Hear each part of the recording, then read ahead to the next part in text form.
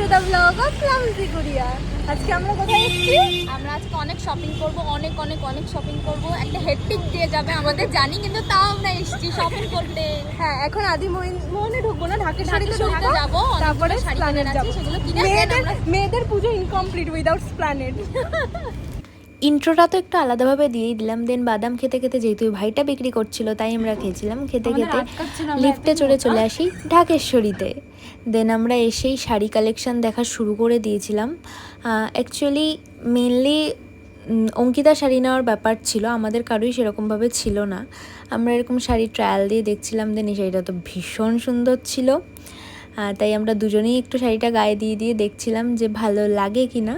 অঙ্কিতাকে খুব সুন্দর লাগছিল শাড়িটা পরে। আমার কিছু হয়নি, এই মালটা হয়েছে। খুব সুন্দর শাড়ি কিনেছি আমরা।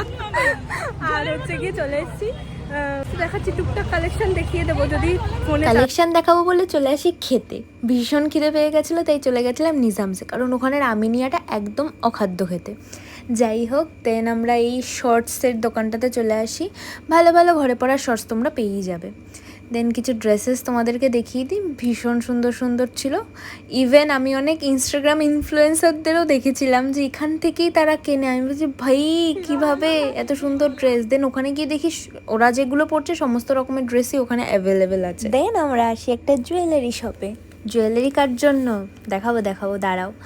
তারপরে এই প্রিয়াঙ্কা জুয়েলারি দেখা শুরু করে দিয়েছিল। কি মিষ্টি লাগছে না দেখতে। আমিও ওদের সাথে আয়নায় পুরোপুরি একটু দেখছিলাম যে আমায় কেমন লাগে। যদিও আমি এই ধরনেরগুলো সেরকম একটা পরি না, আমায় মানায় না, ঠিক নয়, মানায় কিন্তু পরা হয় না আর কি।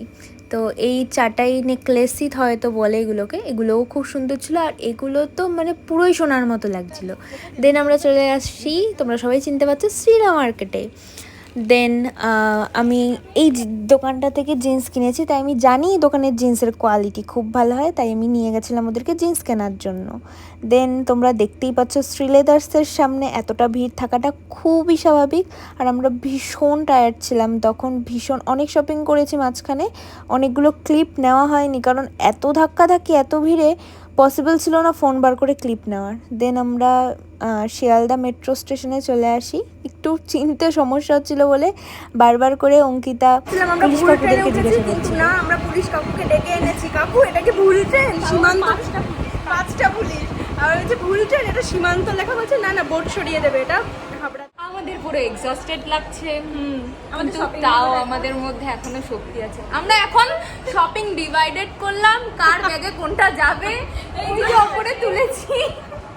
আমাদের এখানে 2 প্যাকেট বিরিয়ানি আছে, আমরা যেতে যেতে না খেয়ে নিই এই ভয়টাই আমরা করছি।